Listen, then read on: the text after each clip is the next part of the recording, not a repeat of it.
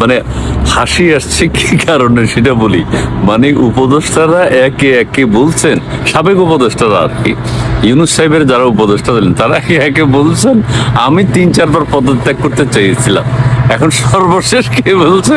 আমাদের পররাষ্ট্র উপদেষ্টা তৌহিদ হোসেন, উনি বলছে যে আমি 3 বার পদত্যাগ করতে চেয়েছিলাম কিন্তু আমাকে পদত্যাগ করতে দেয়নি। আমাদের ওই যে ব্রিগেডিয়ার সাখাওয়াত উনি বলছেন যে আমি সরে যেতে চেয়েছিলাম কিন্তু ওই সময় নাকি সরাটা ঠিক হবে না। আসিফ নজরুল বলছে এত চুক্তি টুক্তি ছিল আমি কিছুই জানি না। আমাদের যে ফরিদা আক্তার বলছে চুক্তি মুক্তি হয়েছে, আমি ওইসবের নাই। আর মানে সবার যে মানে কি অবস্থা, মানে আচ্ছা তো আপনারা পদত্যাগ করতেন সাহস করে কেউ একজন? আপনারা এত কিছু যে এত ধ্বংস যে হয়েছে ইউনূসের 18 মাস, একটা কথাও তো বলেন নাই। একটা যদি বলতেন হ্যাঁ উনি পদত্যাগের উদ্যোগ নিয়েছে, আমরা খুশি হয়ে যেতাম, ওরে বাবারা উনি পদত্যাগ করতে চান কি, হ্যাঁ সাহস দেখে। কিন্তু সেটা তো করেন নাই। এখন পিঠ বাঁচানোর জন্য প্রত্যেকে বলে না না আমি পদত্যাগ করতে চেয়েছিলাম। আবার তথ্য উপদেষ্টা আছে না, মানে আমাদের না তথ্য উপদেষ্টা না, তৌহিদ হোসেন এখন যেটা বলছে যে আওয়ামী লীগ আগামী সাধারণ নির্বাচনে অংশগ্রহণ করবে। কি কারণে, কোত্থেকে বলছেন, কি হিসেবে বলছেন? মনে ভয় ঢুকে গেছে না? আচ্ছা যদি নির্বাচন করে আওয়ামী লীগ করুক, আপনারা তো এর আগে আওয়ামী লীগকে পিটাইছেন 18 মাসে, আওয়ামী লীগকে শান্তি দিচ্ছেন? দেন নাই। সবাই জড়িত ষড়যন্ত্র, 18 মাসের ষড়যন্ত্রের সাথে সবাই বলি জড়িত। এই এখন ওই যে আলী রিয়াজ সাহেব আছে না, উনি এসে বলবেন না আমি সংবিধান সংশোধন করতে চাইনি, আর সবার প্রেশার ছিল, জাতীয় প্রেশার, আন্তর্জাতিক প্রেশার, ইউনূস সাহেবের প্রেশার ছিল, এই জন্য আমার সংবিধান আমি হাত দেওয়ার ইচ্ছা ছিল না আমার। ঠিক আছে, বলবে বদিউল আলম মজুমদার সাহেব বলবো আরেক কথা যে আমি নিরীহ মানুষ, আমার আইনা এখানে বড়াই দিয়েছে, আমি এগুলো চাইনি। মানে প্রত্যেকের মধ্যে একটা ব্যাপক পরিবর্তন হচ্ছে। ওনারা কেউ কিছু চায়নি, ওনারা পদত্যাগ করে কয়দিন পর ওনারা সবাই বলবেন ইউনূস যে এত বাটপার, এত চিটার, এত বদমাইশ, এত বাজে লোক, এত বাজে নোবেল লরিয়েট হতে পারে এটা আমরা জানতাম না, 18 মাসে বুঝে গেছি ইউনূস কেমন চিটার। এই কথাটা সবাই বলছে, সবার ভিতরে আছে, বিস্ফোরণ ঘটবে, সবাই বলবে। আসিফ নজরুল তো বলা শুরু করতে, ওই যে কি কিচেন না চিকেন কমিটি আছে একটা, এটার মধ্যে আসিফ নজরুল ছিলেন না। তৌহিদ হোসেনও বলেন না না না ডক্টর ইউনূসের ওই যে চিকেন না কিচেন ক্যাবিনেট বলে না, কিচেন ক্যাবিনেট, সেটার মধ্যে ডক্টর তৌহিদ হোসেন ছিলেন না, ব্রিগেডিয়ার সাখাওয়াত, আমিও ছিলাম না। তো ছিলটা কি, ছিলটা কে? তারা ধরেন এখন যে তোমরা আমাদেরকে পাশ কাটাই এগুলো করছো কেন, ধরেন, তারা মারেন, তারা জবাবদিহিতার আওতায় আনেন। এটা তো বলবেন না। বলছেন আমি 3 বার পদত্যাগ করতে চেয়েছিলাম, কেউ বলে আমি 4 বার পদত্যাগ করতে চেয়েছিলাম, কেউ বলে যে আমি ওই চুক্তির সাথে ছিলাম না, আমেরিকার সাথে যে চুক্তিটা হয়েছে, কেউ বলছে আমি ইলিশ মাছ যে ভারতে পাঠানো সেটার সাথে আমি ছিলাম না। এইসব কি, এইসব কি?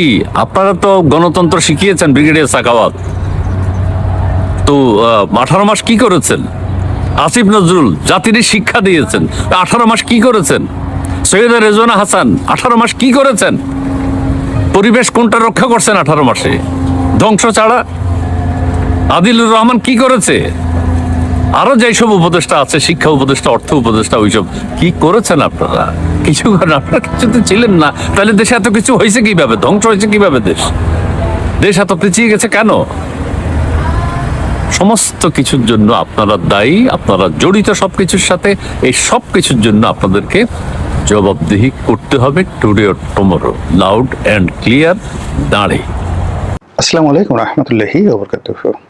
সম্মানিত দর্শক, রাজনীতির রং তামাশা একেবারে জমে রীতিমতো ক্ষীর হয়ে পড়েছে।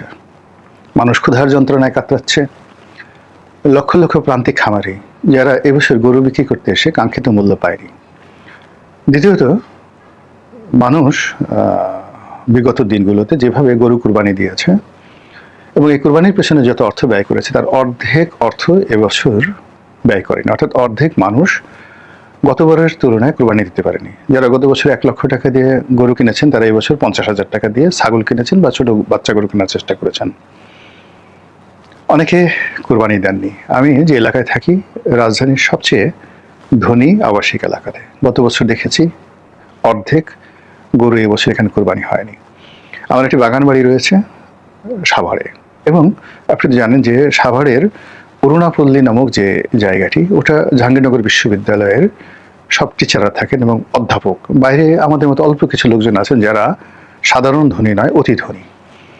গত বছর সেখানে যতটি গরু এবং যতটি ছাগল সেখানে কুরবানি হয়েছিল, এইবার তার 3/1 সাভারের অরুণাপল্লীর মতো জায়গাতে 3/1 গত বছর যদি 300 গরু জবাই হয়ে থাকে, এবছর মাত্র 100 গরু জবাই হয়েছে। ফলে এই অভাব, এই তাড়না, এই কষ্ট, এই আর্তনাদ গাবতলীর বাজার, দিয়াবাড়ি বাজার, অন্যান্য যে সকল বড় বড় কমলাপুর বাজার, গরুর হাটগুলোতে রয়েছে, সারা দেশের প্রান্তিক জনগণের সেই কান্না জেলা শহর, বিভাগীয় শহর সব জায়গাতে ছড়িয়ে পড়েছে। এই আর্তনাদের মধ্যে যখন আমরা ডোনাল্ড ট্রাম্প নামক একটি মহিষকে নিয়ে রং তামাশায় মেতে উঠেছি, এটি সেই বিখ্যাত কবিতার মতো, আমি জাহান্নামের আগুনে বসিয়া হাসি পুষ্পের হাসি। সরকার একটা হাউস ক্যাবিনেট আছে, মানে মন্ত্রী পরিষদ, প্রায় 80 জনের মতো লোকজন। এদের নাম বেশিরভাগ লোকজন জানে না। আর গত 100 দিনে এমন কোনো মন্ত্রী সামনে এগিয়ে আসেনি যার প্রতি সম্ভ্রম জেগেছে, মর্যাদা জেগেছে, যাকে কেন্দ্র করে মানুষের আগ্রহ, শ্রদ্ধা, ভালোবাসা এবং বিশ্বাস জন্ম নিয়েছে। বরং অলমোস্ট প্রায় সবাই ট্রলের শিকার। বড় বড় মন্ত্রী, ক্ষমতাধর, এদের অনেকের নানা রকম নাম হয়ে গেছে, নেতিবাচক নাম হয়ে গেছে। যেভাবে একটা মহিষের নাম ডোনাল্ড ট্রাম্প হয়ে গেছে, ওইরকম অনেকের নাম হয়ে গেছে। তো যেখানে এই হাউস 80 সদস্যের একটা মন্ত্রী পরিষদ, সেটি নিয়ে ঠাট্টা চলছে, রং তুলছে, তামসা চলছে, ঠিক সেই সময়টাতে হঠাৎ করে কিচেন ক্যাবিনেটের নাম চলে আসছে। ডক্টর মোহাম্মদ ইউনূসের একটা ছোট কিচেন ক্যাবিনেট ছিল। কিচেন ক্যাবিনেট বলতে বোঝায় যে বিশ্বস্ত লোকদেরকে নিয়ে তার একটা পরামর্শ সভা।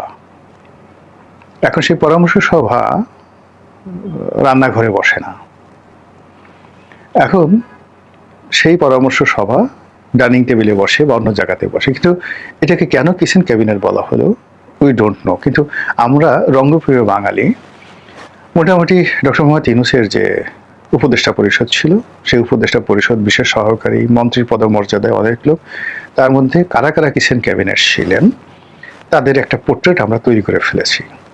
সেই পোর্ট্রেট তৈরি করে সেই কিচেন ক্যাবিনেটের কাউকে আমরা বাবুর্চি বানিয়েছি, তাকে বাবুর্চির পোশাক পরিয়ে দিয়েছি, কাউকে আমরা পাখুশি বানিয়েছি, কাউকে আমরা মরিচ বেটে থেকে, মশলা বেটে থেকে, মাছ ধুয়ে থেকে, এই সমস্ত নানা রকম চরিত্র কিচেন ক্যাবিনেটের লোকদেরকে বানিয়ে এখন ইন্টারনেটে আনন্দ চলছে। তো দেখুন, একটা 80 সদস্যের একটা বিরাট ক্যাবিনেট, যেখানে কোনো রকম আগ্রহ নেই, সেই আগ্রহ বাদ দিয়ে আমরা অতীতকালের কিচেন ক্যাবিনেট নিয়ে আনন্দ করছি। যেখানে কুরবানির বাজারে 1,27,00,000 পশু ছিল বিক্রির জন্য। আসলে কতটি পশু বিক্রি হয়েছে? সরকার বলেছিল যে মাত্র 1 কোটি পশু বিক্রি হতে পারে, বাকি 27 লক্ষ পশু উদ্বৃত্ত থাকবে। কিন্তু আমি যে ডাটাটা বললাম তাতে মনে হচ্ছে যে নট মোর দ্যান 50 লাখ পশু বিক্রি হয়েছে, বাকি পশু অবিকৃত অবস্থায় রয়েছে। এগুলোকে কুরবানির হাটের পরিবর্তে মাংসের বাজারে বিক্রি করে দিতে হবে অনেকগুলোকে। ইতিমধ্যে আপনারা দেখেছেন যে বেশ কয়েকটা জায়গাতে গরু বিক্রি করতে না পেরে কুরবানির 3-4 দিন আগে জবাই করে শের দরে মাংস বিক্রি করে ফেলা হয়েছে। এই যখন অবস্থা, তখন আমরা আনন্দ করছি, ফুর্তি করছি ডোনাল্ড ট্রাম্প নামে একটা মহিষ নিয়ে। এই যে ডোনাল্ড ট্রাম্প নামে একটা মহিষ নিয়ে আমরা আনন্দ করছি, ফুর্তি করছি, তাকে থানায় এনেছি, তাকে এখন চিড়িয়াখানাতে পাঠিয়ে দিচ্ছি। এর পিছনে ট্রাম্পের কি অবদান আছে, মার্কিন যুক্তরাষ্ট্রের যে গোলামি চুক্তি তার কি অবদান আছে, আমাদের সরকারের কি অবদান আছে, এগুলো নিয়ে আমরা রং তামাশা করছি। একদিকে কান্না, অন্যদিকে রং তামাশা। তো এই যে অবস্থা, এই অবস্থা বোঝায় আমরা স্বাভাবিক অবস্থাতে নেই, অস্বাভাবিক অবস্থার মধ্যে আছে। এবং এই অস্বাভাবিক অবস্থাগুলো একদিনে তৈরি হয় না। 2014 সন থেকেই ধীরে ধীরে ধীরে ধীরে এটা বাড়তে বাড়তে এসে ডক্টর মোহাম্মদ ইউনূসের জামানাতে এটা একটা প্রলয়ঙ্কারী ঘটনাতে পরিণত হয়, রীতিমতো প্রলয়ঙ্কারী ঘটনাতে পরিণত হয়। এবং ওই সময়টিতে মানুষের মনে যে আতঙ্ক ছিল, ভয় ছিল, অনিশ্চয়তা ছিল, তার প্রেক্ষিতে ওনার যে কিচেন ক্যাবিনেট, সেই কিচেন ক্যাবিনেটটি এখন সামনের সারিতে চলে আসছে। এমনিতেই সবাই বলা বলি করছে, বাংলাদেশের ইতিহাসে একসময় একটা পাগলা রাজা ছিল গণেশ। আপনারা ইতিহাসে যারা ছাত্র তারা পড়ে দেখবেন যে এর মতো নির্মম, নিষ্ঠুর, প্রতারক, ভণ্ড, তারপরে মির্জাফর, এরকম কোনো শাসক বাংলাদেশে আসেনি। সে তার নিজের ছেলেকে একসময় ভয়ে সে বলল যে ঠিক আছে, তাকে হিন্দু থেকে মুসলমান বানিয়ে ফেললো নিজের পিঠ বাঁচানোর জন্য, এবং রাষ্ট্র ক্ষমতা সেই ছেলের বরাবরে হস্তান্তর করলো, ছেলের সিংহাসনে বসলো। আবার কিছুদিন পরে সেই ছেলেটিকে গোবর খাইয়ে তাকে আবার হিন্দু বানালো এবং সে আবার সিংহাসনে বসলো, আবার সে অত্যাচার জুলুম শুরু করলো। হিন্দু রাজা গণেশ। এখন এই যে গণেশের যে রাজত্ব, এর বাইরে আরেকজন রাজা ছিলেন, রাজা মুজাফফর শাহ, কাফরি শাসক, দাস শাসক। সোনারগাঁতে ইলিয়াস শাহী বংশের এক রাজাকে হত্যা করে সেই যে প্রাসাদে যারা দ্বাররক্ষী দারোয়ান ছিল, এই দারোয়ান গ্রুপদেরকে রাজা ইলিয়াস শাহী বংশের রাজারা সুদূর আফ্রিকা থেকে তাদেরকে এনেছিলেন। তো এই দারোয়ানদের একজন বস বা কমান্ডার, তার নাম ছিল মুজাফফর শাহ। এই মুজাফফর শাহ প্রায় 3.5 বছর এই বাংলার সিংহাসনে, সোনারগাঁ কেন্দ্রিক যে বাংলার সিংহাসন, সেখানে তিনি দাস বংশের শাসন প্রতিষ্ঠা করেছিলেন, এবং এর সাথে জুলুম, অত্যাচার আর খারাপ ইতিহাসে গণেশের পরে আর কোনো নজির নেই। এভাবে গণেশ, মুজাফফর শাহ, এদের শাসন থেকে শুরু করে আজকের দিন পর্যন্ত বাংলায় যত শাসন চলেছে, সবাই বলছে এই সকল শাসনের মধ্যে সবচেয়ে জঘন্য শাসন ছিল ডক্টর মোহাম্মদ ইউনূসের শাসন। আর এই ডক্টর মোহাম্মদ ইউনূসের এই শাসনের মধ্যে যারা যারা উপদেষ্টা ছিলেন এখন সবাই টার্গেটেড। যারা তার অ্যালাইড ছিলেন, রাজনৈতিকভাবে এনসিপি হোক, জামাত হোক, সবাই ধীরে ধীরে মানুষের ঘৃণার বিষয়বস্তুতে পরিণত হচ্ছে। ইউনূস কেন সেই ইউনূস কেন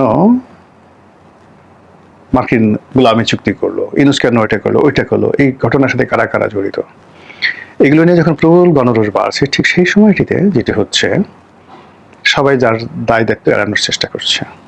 সবাই বলার চেষ্টা করছে যে এর সঙ্গে আমরা জড়িত নই, এর সঙ্গে কিচেন ক্যাবিনেট জড়িত। কিচেন ক্যাবিনেটে এরকম 7জন 8জন নাম ছিল। এখন সবাই যাদের যাদেরকে সন্দেহ করা হচ্ছে, সবাই বলছে যে আমি ঠাকুর ঘরে যাইনি, আমি কলা খাইনি, আমি ওর মধ্যে ছিলাম না। এর মধ্যে ডক্টর মোহাম্মদ ইউনূস দেশের বাইরে চলে গেছেন ফ্রান্সে, সেটা নিয়ে আলাদা ভিডিও করব। কিন্তু এই যে কিচেন ক্যাবিনেটে যারা আছেন, তাদের মধ্যে কয়েকজনকে খুঁজে পাওয়া যাচ্ছে না, কয়েকজন লোক সম্মুখে আসছেন না, আর অন্যান্য যারা মানে ওই বালিশ ধাক্কাধাক্কির মতো করে আমি ছিলাম না, আমি ছিলাম, আমি ছিলাম না, মানে আমি ছিলাম কথা কেউ বলছে না, ও ছিল। এর প্রেক্ষিতে এই বাংলাদেশে এই কিচেন ক্যাবিনেট নিয়ে যে ঘৃণা ছড়াচ্ছে, এর থেকে বর্তমান বিএনপি সরকার কি